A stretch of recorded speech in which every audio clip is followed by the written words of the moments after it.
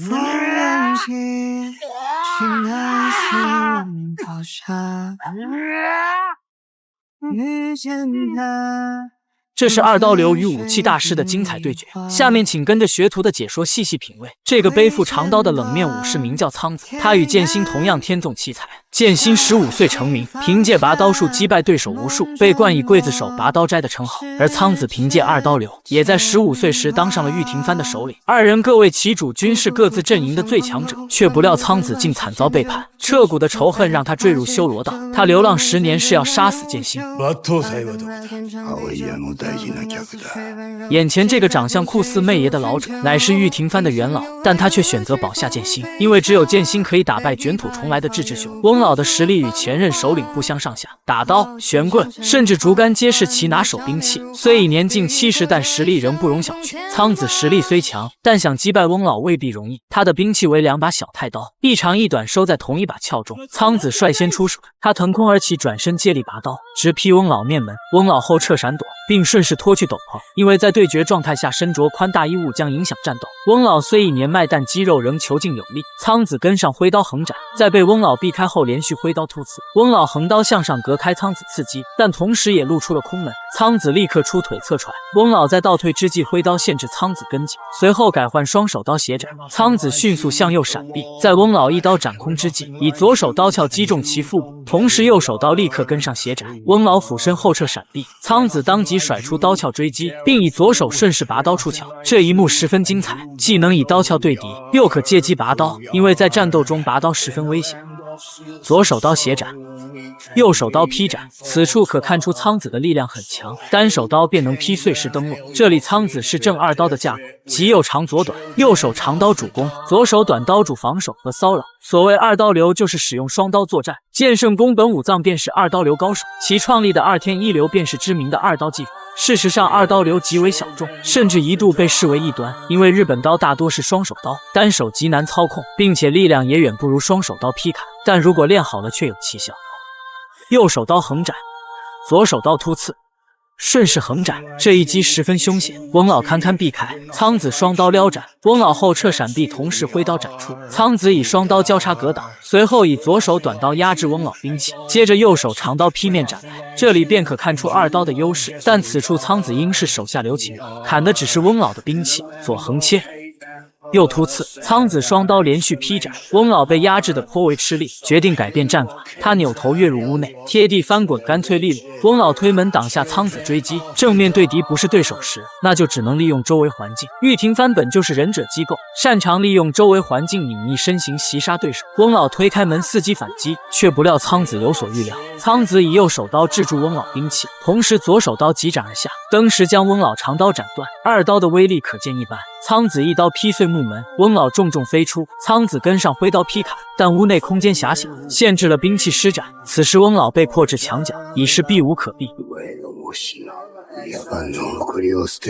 翁老通过言辞分散苍子注意力，在苍子有所触动之时，手里剑立刻旋射而出，苍子挥刀格挡，翁老趁机抽出柜中卷轴，并迅速急扫而出。苍子后撤闪躲，翁老立刻跟上直戳其小腹，苍子当时吃痛倒退。原来卷轴中暗藏了一对玄棍，这种武器的正确名字叫做斧形管，属于18般兵器中的管类。 DNF 中格斗家的武器东方棍便是此类。翁老经验老辣，竟在家中藏匿兵器，苍子始料未及，他将长袍脱去，开始认真起来。这里可以看到苍子手臂护具与翁老相同，因为毕竟同为玉庭藩众，这种护具被称为龙手，是古代日本武士用来保护小臂及手部的一种护甲，穿着起来灵活轻便。翁老双拐在手攻防兼备，以双拐对双刀，一时将苍子压制。翁老的双拐短小灵活，而苍子的双刀反被室内空间限制。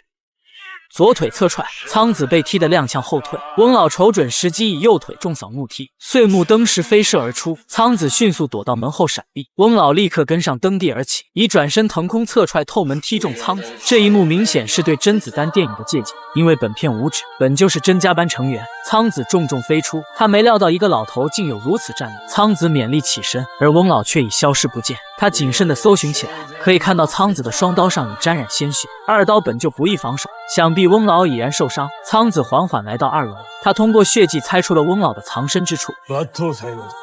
苍子犹如痴汉，满脑子都是拔刀斋。而此刻翁老已换上了新的兵器，改良版的捕形拐。他手摇短柄切换长臂在前，同时前端装有尖刺。翁老率先出手，以双拐连续突刺，苍子不敢应接，不住后撤闪躲。因为翁老的兵器为双短，而苍子为一长一短，近身状态下必然是翁老更加灵活。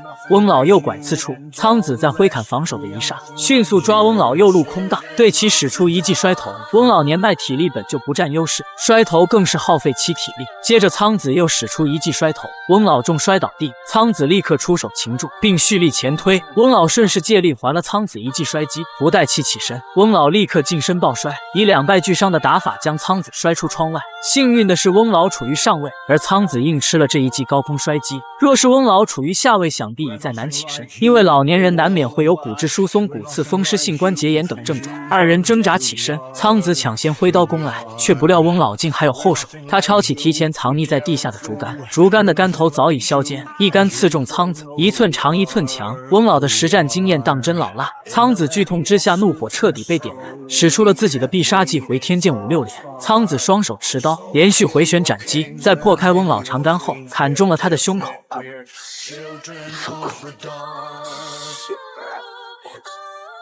翁老口吐鲜血，仰天而倒。实际上这里苍子手下留情了，因为翁老并没有死。苍子执迷不悟，他要通过杀掉剑心来获得最强者的称号，以此慰藉惨死手下的亡灵。可他又怎么会知道如今实力最强之人乃是志志雄？因为此时的剑心还没有领悟终极奥义天翔龙闪，根本不是志志雄的对手。另一边，志志雄也已开始了他的火烧京都计划。